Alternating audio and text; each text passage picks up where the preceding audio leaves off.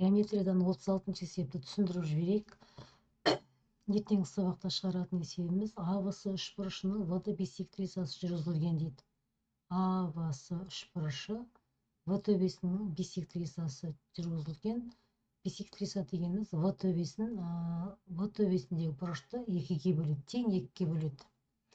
Егер АВ тең 6-ға тең болса, ВС 10 сантиметрге тең болса, АСы 12 сантиметрге тең болса, онда АД және СД векторларының ұзындықтарын табыңыздар дейді. Бұл жерде векторларының ұзындығын тап деп тұрғаны болмаса, біз АД менен ДСының ұзындығын тапсақ болғаны. Бізде биссектрисаның қасиеті бойынша АВ қабырғасының АД-ға қатынасы ВС қабырғасының СД қатынасына тең болу керек. С қабырғасы мынау АВ қабырғасы ғой, негізгі берілген үшбұрышта С төбесіне қарсы жатқан қабырға С ол 6-ға тең, А төбесіне қарсы жатқан қабырға А қабырғасы ол 10-ға тең, В төбесіне қарсы жатқан қабырға В тең, ол 12-ге тең.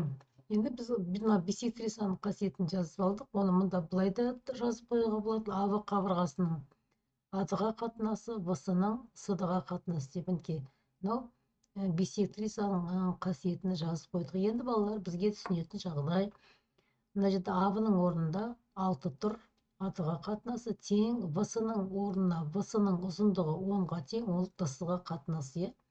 Бізде мынау АД табаны мінекей.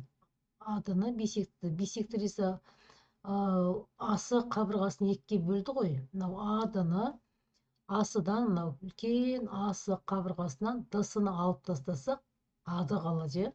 Осыны осылай өрнектеп алуға болады.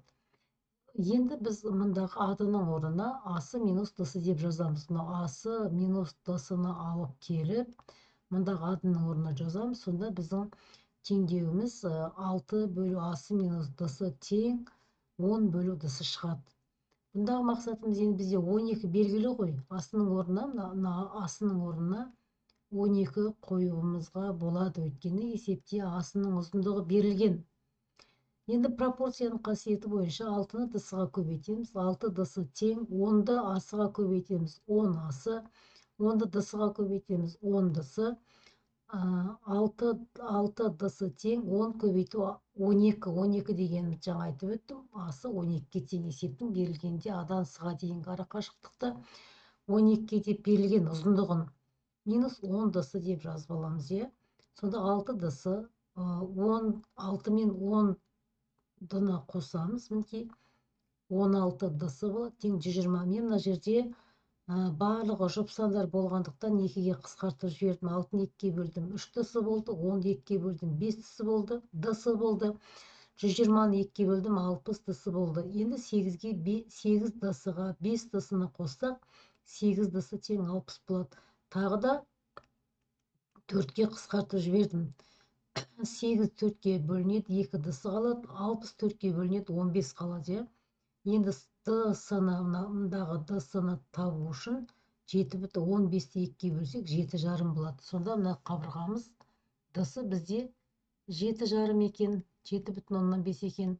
Енді ары табу оңай, өйткені 7,5-ге 4,5-ті қоссақ 12 шығады, немесе 12-ден 7,5 алсақ 4,5 шығады. Біздің есептің мақсатында АД векторының ұзындығын табыңдар еді, ол 4,5-ге тең. ДС векторының ұзындығын табыңдар еді, ол 7,5-ге тең болады. Енді бұл жерде вектордың ұзындығын табыңдар деп тұрғандықтан жауабын жазғанымызда АВ векторының модулі деп жазған дұрыс болады, балалар. Мына жағына вектордың ұзындығын деп тең жазып қоямыз. Сонда бізде 4,5 сантиметрге тең болды. ДС-ның ұзындығын жазатын болсақ, ДС векторының ұзындығы тең болады 7,5-ге